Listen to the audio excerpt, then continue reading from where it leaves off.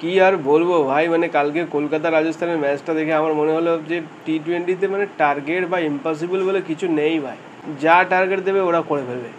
না না, এই এই 223 এটা কি কম রান? এটা কি কম রান বলো তুমি? তারপরে নারিনে এত ভালো খেলেছে, মানে আমরা তো ভাবলাম জিতেই গেছি, মানে এর থেকে আর ভালো রান কি করবে? ভালো হয়েছে, এর থেকে আর ভালো রান দরকার আর তো দরকার নেই, মানে যা হয়েছে একদম সুপার হয়েছে। উফ, আর কোনো কিছু দরকার নেই, আর ভাবনা চিন্তা নেই, আমরা চিন্তাই করছিলাম না যে হেরে যাওয়ার কোনো চান্সই নেই, মানে আর চিন্তার কি দরকার?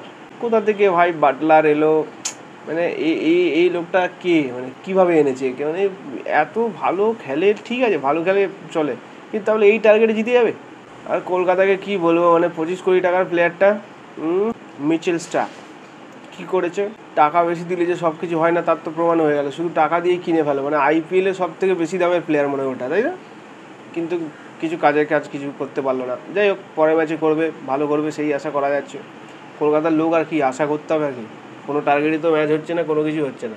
তবে ওই একটা জিনিস হচ্ছে যে বুড়োগুলো খেলছে ভালো, মানে পুরনো চাল যেরকম ভাতে পারে না, সেরকম বুড়ো ক্রিকেট প্লেয়াররা একদম ক্লিক করে গেছে এবছর, মানে আলাদাই খেলছে, মানে ধোনি খেলছে, দীনেশ কার্তিক খেলছে, বিরাট কোহলি খেলছে, বাটলার খেলছে।